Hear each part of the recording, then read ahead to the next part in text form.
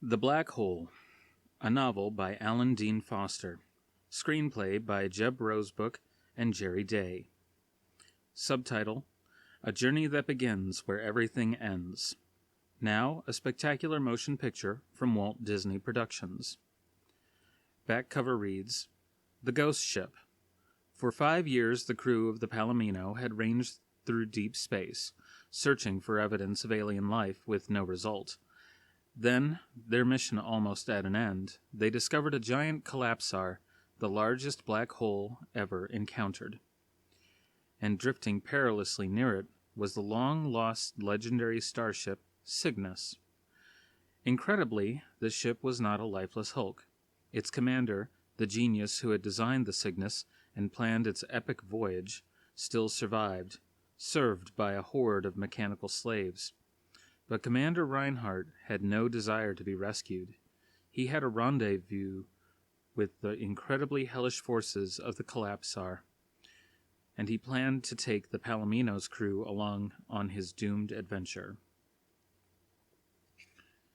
Dedication reads, For Uncle Walt, who made it all possible, for Joshua Meador, Bill Tietla, and Carl Barks, for Uncle Scrooge, who made it square, for the junior woodchucks of the world and their guidebook and reservoir of inexhaustible knowledge, and for their most illustrious threesome, Huey, Dewey, and Louie, who could read microscopic print with the naked eye, and who would have enjoyed this book. Opening quotes. There are more things in heaven and earth, Horatio, than are dreamt of in your philosophy. Hamlet, Prince of Denmark. Stars with trains of fire and dews of blood, disasters in the sun. Horatio, Soldier of Denmark. Chapter 1. The universe bubbled and seethed to overflowing with paradoxes, Harry Booth knew. One of the most ironic was that the mere observation of its wonders made a man feel older than his time, when instead it should have made him feel young, filled with the desire for exploration. Take himself, for example. He was an inhabitant of the years euphemistically called middle age. Mentally, the label meant nothing. His body felt as limber and healthy as when he had graduated from the university, though his mind had adopted the outlook of a wizened centenarian. A centenarian who had seen too much. Come on, Harry, he admonished himself. Cut it out. That's wishful thinking. You want to sound like the all-knowing old sage of space? Your problem is you still have the perception as well as the physical sense of well-being of a university student. Imagine yourself the inheritor of the skills of Swift and Voltaire, if you must, but you know darn well you'll never write anything that makes you worthy of sharpening the pencils of such giants. Be satisfied with what you are, a reasonably competent, very lucky journalist. Lucky indeed, he reminded himself. Half the reporters of Earth would have permanently relinquished use of their 30 favorite invectives for a chance to travel with one of the deep space life search ships. How you, Harry Booth, ended up on the Palomino, when far better men and women languished behind merely to report its departure from Earth orbit, is a mystery for the muses. Count your lucky stars. Glancing out the port of the laboratory cabin, he tried to do just that, but there were far too many, and none that could unequivocally be deemed lucky. Although he had pleasant company in the room, he felt sad and lonely. Lonely because he had been away from home too long, sad because their mission had turned up nothing. He forced himself to stand a little straighter. So you consider yourself a fortunate man, so stop complaining and do what you're designed to do. Report. He raised the tiny pen-shaped recorder to his lips, continuing to stare out the port as he spoke. December 24, aboard the Deep Space Research Vessel Palomino. Harry Booth reporting. Ship and personnel are tired and discouraged, but both are still functioning as planned. Man's long search for life in this section of our galaxy is drawing to a close. Pausing, he glanced back into the lab to study his companions. A tense, slim man tapped a stylus nervously on a light pad and looked back up at Booth. He wore an expression of perpetual uncertainty and looked much younger than the reporter, though they were not so different in age. The uncertainty and nervousness were mitigated by an occasionally elfin sense of humor, a wry outlook on the cosmos. The man executed a small, condescending bow toward Booth, the corners of his mouth turned up slightly. Behind him stood a softly beautiful woman, whose face and figure were more graphically elfin than the man's sense of humor. Her mind, however, was as complex as the whorls in her hair. Both scientists were more serious than any Booth was used to working with, a touch too dedicated for his taste. He might never truly get to know them, but he had respected them from the first day out. They were cordial toward the lone layman in their midst, and he reciprocated as best he could. She was feeding information into the lab computer. As always, the sight had an unnerving effect on Booth. It reminded him of a mother feeding her baby. Where Catherine McCrae was concerned, the analogy was not as bizarre as it might have been if applied to another woman. There was a particular reason why one would view her association with machines as unusually intimate. Booth returned to his dictation. Based upon 5 years of research involving stars holding planets theoretically likely to support life, by the fair-haired boy of the scientific world, Dr. Alex Durant. The man who had bowed now grinned playfully back at him. This expedition has concluded 18 months of extensive exploration and netted, as with all previous expeditions of a similar nature and purpose, nothing. Not a single alien civilization, not a vertebrate, nothing higher than a few inconsequential and unremarkable microbes, plus evidence of a few peculiar chemical reactions on several scattered worlds. Booth clicked off the recorder and continued staring at Durant. That about sum it up, Alex? Repeated disappointment had purged Durant of the need to react defensively to such observations. Unnecessary flip, perhaps, but you know I can't argue with the facts, Harry. I'm never unnecessarily flip, Alex. Booth slipped the recorder back into a tunic pocket. You know that I'm as disappointed in the results as you are, probably more so. You can go back with the ship's banks full of valuable data on new worlds, new phenomena, stellar spectra, and all kinds of info that'll have the research teams back on Earth singing hosannas to you for years. He looked glum.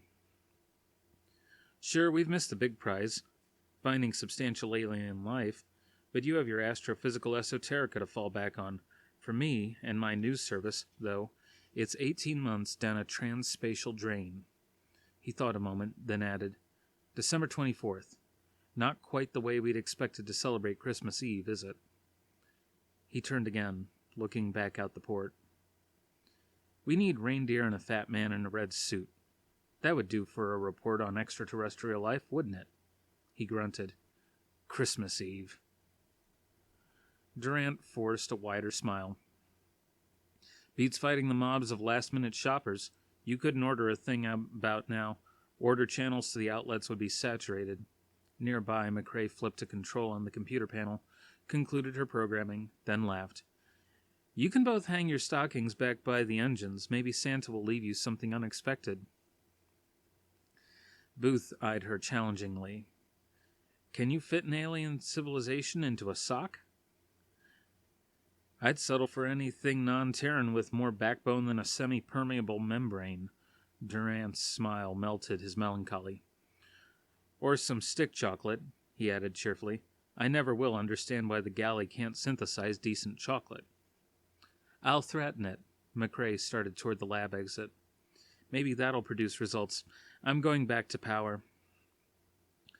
Be back by Christmas. Durant watched her depart, glanced down at the calculations he had been doodling with, and spoke without looking across at Booth. Wonder what Holland would say if I asked him to extend the mission another 2 months.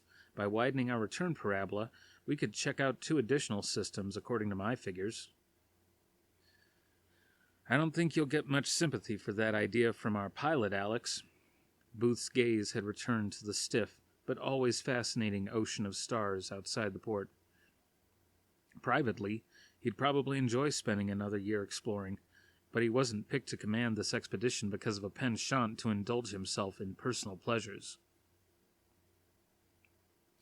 Schedule says we return by such and such a date. He'll move heaven and earth to dock in Terran orbit on or before the date. Pizer now, he'd steer us through a star if you could guarantee him a 50-50 chance of making the run. But he's only first officer, not commander. He still smells of the audacity of youth and the foolishness. Booth looked resigned. Life is ruled by such subtleties, Alex. Commander or first officer, experienced or brash and challenging. If there's one thing I've learned in 3 decades of reporting on developments in science, it's that the actions of people and subatomic particles aren't as different as most folks would think. If you want my real opinion, I'd rather have Vincent in charge than either of them. Me too, Durant agreed. Of course, that's impossible, even though they're supposed to select the best people for such position. True, said Booth. The problem is whether Vincent qualifies as people.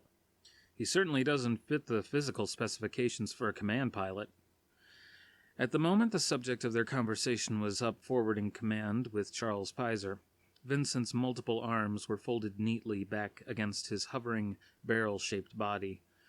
Monitor indicators winked on or off as internal functions directed. His optical scanners were focused on the first officer. Pizer was slumped on one of the pilot lounges, staring at the main screen. He took no notice of Vincent. That the robot was not a man was obvious, but the suggestion that he might not qualify as a person was one Pizer would have taken immediate exception to. Hands manipulated controls, constellations, and other star patterns slid viscously around on the screen. Suns shifted against a background of pale, lambent green, that color being easier on the eyes, and, according to the psychologists, less depressing than a more realistic black would have been. It was all the same to the robot. The first officer's thoughts were drifting like the representations of stars and nebulae, though not in harmony with them. What does that remind you of, Vincent? Presuming you to be referring to the holographic stellar display, Mr. Pizer, the machine responded smoothly. I would say it reminds me strongly of a holographic stellar display. Not me. To me it looks like multi-piece soup. Pizer raised up in the lounge, the chair humming as it matched the movement of his body. I'm starving. Lights flashed in sequence on the robot's flanks, visual indication that the machine was preparing to respond. What else is new? Mechanical sarcasm is a feature the cyberneticist could damn well have left in the hypothetical stage. Pizer gave the robot a sharp look. Nothing sitting loose in the galley, I expect. What's on the menu for today? Dehydrated turkey, a special treat, Lieutenant, since it's Christmas Eve. Also, dehydrated cranberry sauce, dehydrated gravy and giblets, Pizer cut him off. Save me from a full list of the special treats. The vision of dehydrated giblets had quashed whatever rising surge of hunger he had been experiencing. Vincent, I envy you. That's not surprising, but why, Lieutenant? No taste buds. He leaned back into the lounge. Servos whined, adjusting to fit material properly against his back. He slipped his hands behind his head and stared longingly at the ceiling. Now, if I were home, I'd sit down to a feast, a real one, with the right amount of water already in the food, not waiting to be added. Roast turkey with oyster stuffing, sweet potatoes and orange sauce, vegetables, salad, mince pie. Remembering made him appear even younger than he was. He drifted happily along on the illusion of caloric ephemera, until Vincent had to add, bicarbonate of soda? Pizer swung out of his chair and moved toward the doorway, shoved the robot with mock belligerence. You'll never know one way or the other. Anyway, I'll be eating the real thing soon enough. 18 months. It's the 24th. Time to start back, as you well know. Back to real turkey and real dressing. Back to real life. Take her home, heart of steel. Actually, there was very little steel in Vincent's body. the robot having been constructed of far more durable and exotic alloys and metals. But he was still capable of recognizing and accepting an affectionate nickname such as the one Pizer had just bestowed on him. He did not offer metallurgical correction as he drifted toward the consoles, plugged the correct armature into the board, and began to prepare for the incipient change of course. "Home for you, Mr. Pizer, but out here's the only home I know." One free limb gestured at the swath of star-speckled blackness that filled the port above the consoles. Pizer had already left the room. Kate McCrae broke the magnetic contact between her shoes and the deck and drifted back toward the Palomino's power center, trying hard to block out the air of disappointment she had left back in the lab. Booth's personal pessimism she could dismiss easily enough. His interest in the mission stemmed from cruder needs than hers or Alex's. The reporter would be mentally translating the most significant of their discoveries into credit points with his service, disparaging them by the process which transmuted the advancement of science into monetary terms. It was in her nature, however, to see the best in everyone. Personal relationships were one area where she neglected to apply scientific methodology. So she made excuses for Harry Booth, if nothing else, by being less than fervently involved in the problems of science. He kept the journey in proper perspective. If they were less downcast by their failure to find life than they might have been, it could be attributed to Booth's vision of science only in terms of monumental discoveries.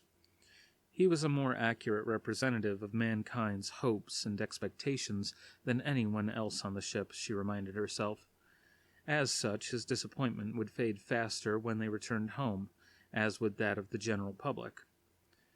And who was she to condemn Harry Booth's view of the cosmos? Columbus sailed west not to advance science or knowledge as much as to find gold, gems, and spices. Da Gama went to India for pepper and nutmeg and cloves, not because he was intensely curious about the Indians.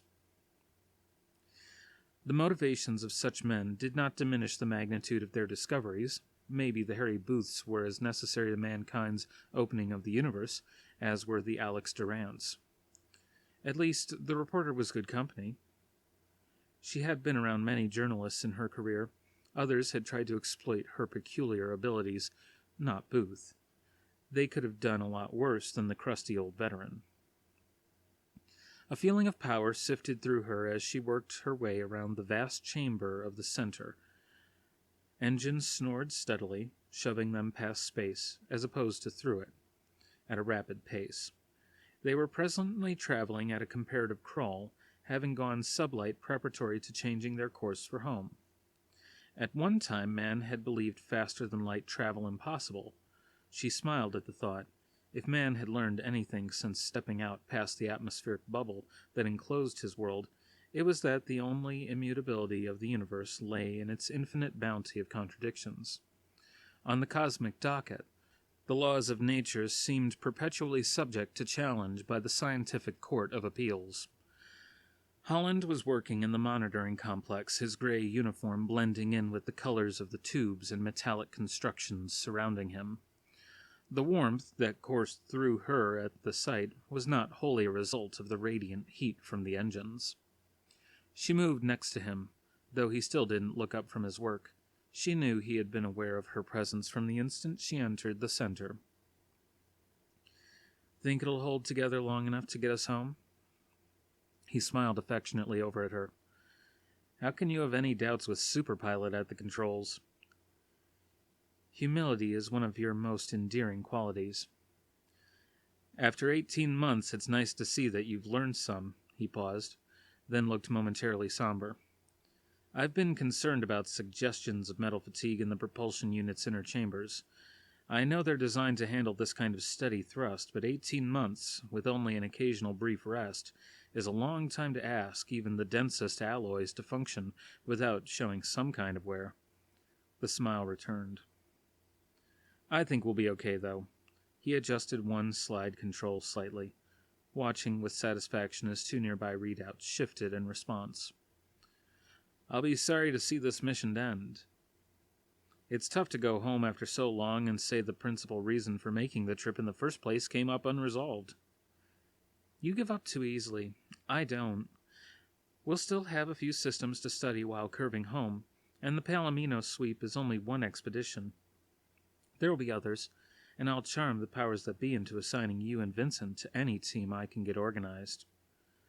The powers that be will have other plans for Vincent. Like what? Like taking him apart to study the effects of the voyage on him. He's likely to be outmoded by new models by the time we return. They'll likely take him, and they won't do anything of the sort to Vincent. I won't let them. He's entitled to remain himself. After all he's done for this mission. He's a lot more than a mere machine to be picked apart at some cyberneticist's whim. Holland tried to hide his amusement. That's not a very scientific outlook, Dr. McRae. What would you do to prevent such a thing? She looked suddenly uncertain. I don't know, but I'd do something. Whatever was necessary. Adopt him, maybe. Be an expensive adoption. Vincent doesn't run on bottle formulas and ground-up fruits and vegetables. Fuel cell pablum's a lot more expensive than the organic variety. Maybe so, but I wouldn't let them take him apart any more than I'd let them take apart any other close friend. There's just one hitch to your idea. Vincent and I have been together a long time, several missions prior to the Palomino. We're a package deal. That goes for any kind of future mission. She cocked her head to one side. Aren't you a bit long in the tooth for adoption? That wasn't quite the kind of relationship I had in mind. How Vincent views it is his business. Holland turned from the controls and embraced her, his arms tightening against her back as he pulled her close to him. The kiss was interrupted by a voice issuing from the monitor's console's communication grid. I regret the interruption, Captain, but there is something I think you should see. I've put it on the central viewer. A little breathless, they separated. McRae brushed at the hair that had fallen over one eye. If you've been together so long and have become so inseparable, she murmured softly, maybe you could do something about that blasted machine's lousy timing. I'll make it a point to mention it to him, Holland assured her. His smile turned serious. Vincent wouldn't break in while I was working, unless it was something genuinely important. We'd better go see what he wants. Pizer, closest to the command center, reached it first. Vincent hovered there, blocking out most of the main screen. Wondering what might have prompted the robot to issue the general call, the first officer continued chewing reconstituted turkey as he strolled forward. What's up, Vincent? Hey, this stuff ain't half bad. Either that or I've been living off it for too long. The machine failed to respond with an appropriate sarcastic comment. Pizer dropped his cockiness and moved to look at the screen. Something serious? Seriously interesting, seriously fascinating, not seriously dangerous, Mr. Pizer. Not at this distance. Vincent moved to one side, allowing the first officer a clear view of the two screens. What Pizer saw caused him to swallow the last mouthful of turkey in a rush. One screen displayed stars and other stellar phenomena, not according to their output of visible light, but in gravity wave schematics.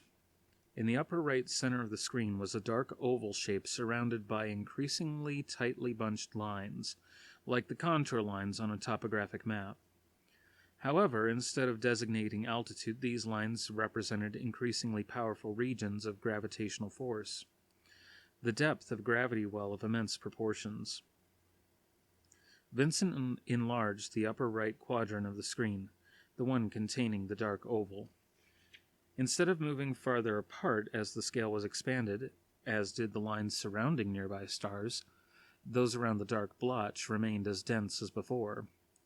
Pizer knew the magnification could be increased 100 times without any white space ever appearing between the lines immediately encircling the central oval. A secondary screen offered a visual representation of the phenomenon, but it was the G-wave scheme that absorbed Pizer's attention.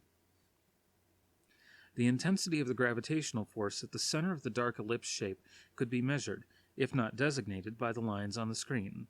A G2 star floated close by in space, its substance gradually being drawn off by the center of powerful attraction, By measuring the speed and amount of material being drawn from the star's outer layer, the Palomino's computers could estimate the strength of the invisible point in space.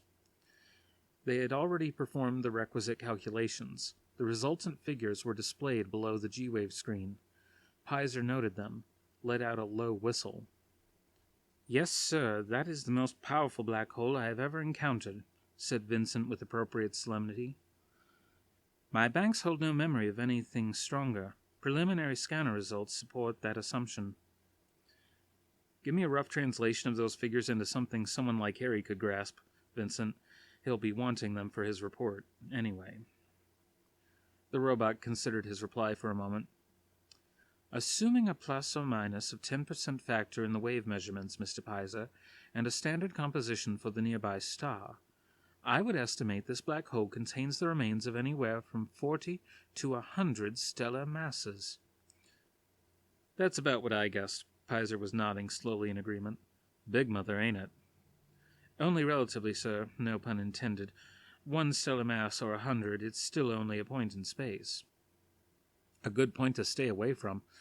Let's have a look at it on the holograph here." The lights in the cockpit softened. A three-dimensional image formed over a projector. Pizer studied it quietly for a while, then thought to speak into a nearby comm pickup. "Hey, Dr. Durant, Harry, you getting this?" Durant's voice replied immediately. "Yes. Magnificent, isn't it?" He stood on one side of the lab projector, staring at the view suspended in front of him. "Don't you think so too, Harry?" Booth, wide-eyed, was leaning almost into the projection. "Right out of Dante's Inferno, if you ask me. Maybe you think hell's beautiful. I don't." Durant made an exasperated sound, returned his attention to the projection. In addition to the material being drawn from the surface of the nearby doomed sun, various extrasolar material in the form of asteroids, meteoric bodies, and nebulaic gases was also being sucked into the pit. As it vanished, crushed out of normal existence by the enormous, incomprehensible gravity, the material signaled its passing by emitting tremendous bursts of X-rays and gamma rays. This radiation, in turn, excited the vast flow of gas pouring into the gravity well to fluorescence, generating a stunning display of visible light in many hues, predominantly reds. It was this magnificent display, and not the far more intense lower spectrum emissions the holographier projector was now revealing to their enthralled sight. "You have no soul, Harry." The journalist wasn't insulted. "Occupational hazard, Alex. Don't let me put a damper on your party. Enjoy the view." He heard a sound and turned. Saw McCrae entering the lab, and in the corridor another shape just disappearing. "Dan going forward?" She nodded. "You know Dan, he's comfortable in the cockpit and back in Power Central. Any place on the ship in between, and he feels like a free electron, hopelessly trying to regain a lost level." Her attention went immediately to the projection, and she became quiet. "The most destructive force in the universe, Harry," Durant was saying. "Your hellish analogy is apt, if unflattering, to it." "I've had several colleagues insist that black holes will eventually devour the entire universe." McCrae was moving her head, examining the projection from different angles. "They say that stars, nebulae, people, everything will eventually end up down a single massive black hole." "When you see giant suns sucked in to disappear without a trace, it makes you wonder," Durant considered. "Though I've heard some support the theory that beyond a certain point a black hole begins to heat to the point of explosion. Maybe that's how the universe runs, in cycles. From one massive black hole that swallowed everything, it erupts, the primordial Big Bang, to form new stars and nebulae and worlds, which then are swallowed up again to form another massive black hole, which explodes in its turn, starting the whole creation collapse cycle all over again." "You talking about reversing entropy, Alex?"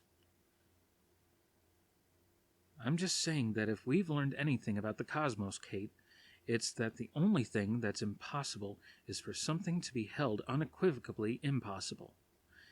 He spoke into the nearby comm grid. Give us some magnification, Vincent, just visual for now. On command, the robot obediently expanded the imaging of the black hole, its attendant vanishing star and the glowing region of spatial debris funneling into the abyss. Holland had reached the bridge, joined Pizer in staring at the images on the screens. Booth's right, the first officer said, acknowledging the captain's presence. Every time I see one of those things, I expect to spot a guy in red with horns and a barbed tail, wielding a pitchfork. Holland was now reading the numerical interpretations of the visual magnificence displayed by the screens. We've found stranger things, who knows? This one's a monster, all right. It possesses a certain morbid attraction, sir, Vincent struggled to admit. Believe it or not, I have picked up something of still greater interest. The robot adjusted controls. The view of the collapsar leaped out at them, the imager focusing on a small mass far to the left of the most intense gravity. The object was on the opposite side of the spiral of decaying matter from the companion star, relatively close to the Palomino. Asteroid? Pizer wondered aloud. Nothing remarkable about that, Vincent. There are hundreds of similar objects being sucked in by that thing. I think not, sir. Or if it is an asteroid or other subplanetary body, it is a most remarkable one. I've been monitoring it since I first detected evidence of the main gravity well. The thing hasn't moved, not relative to the hole itself or to the nearby sun. I think it is safe to say it is not part of this local system.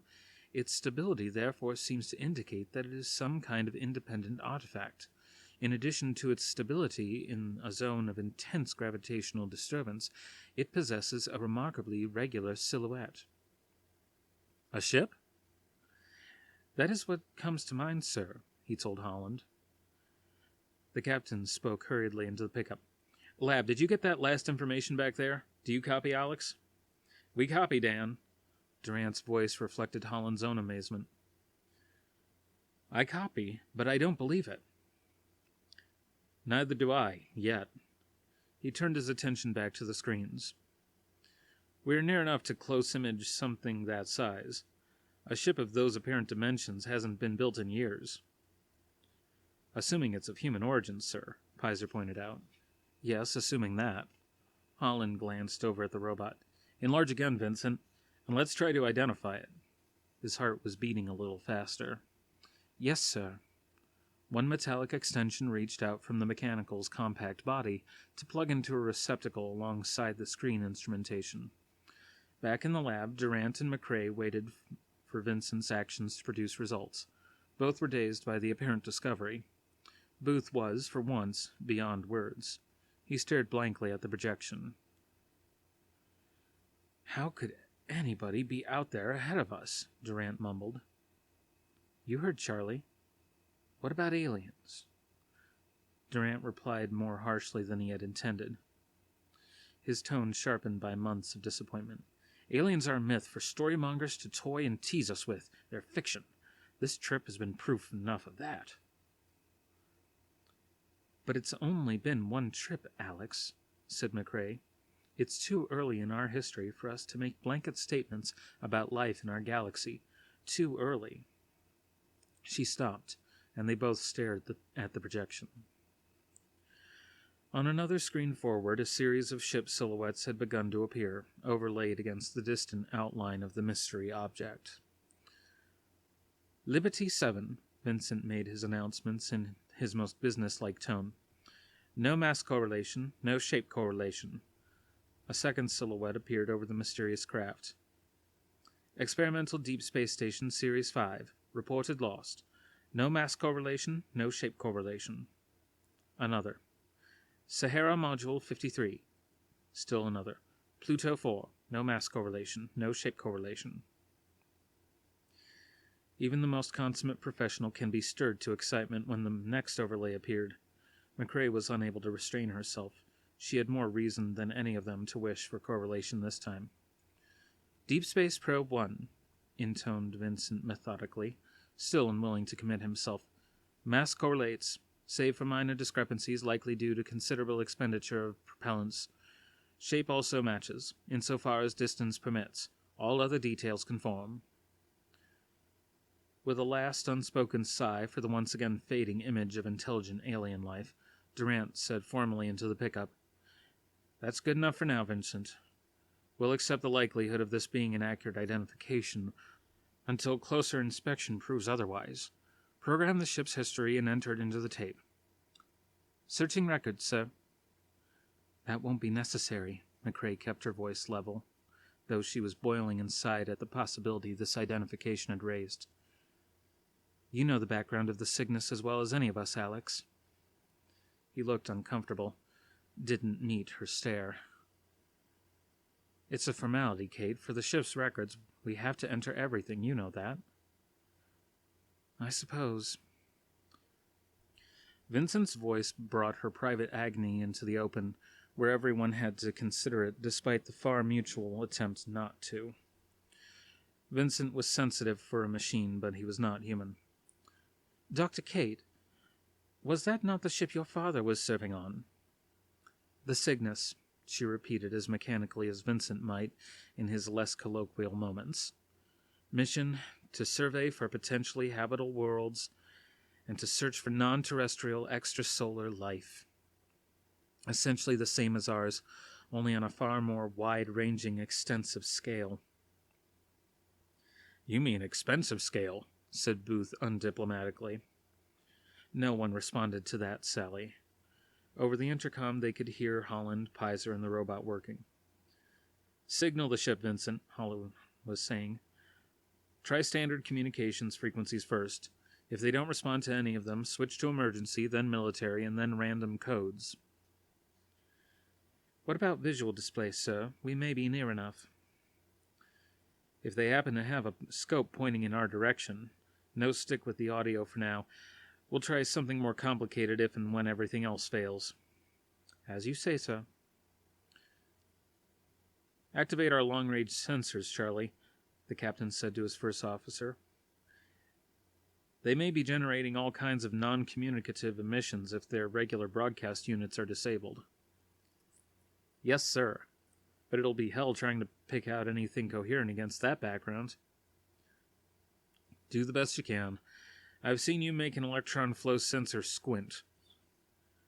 No one back in the lab smiled.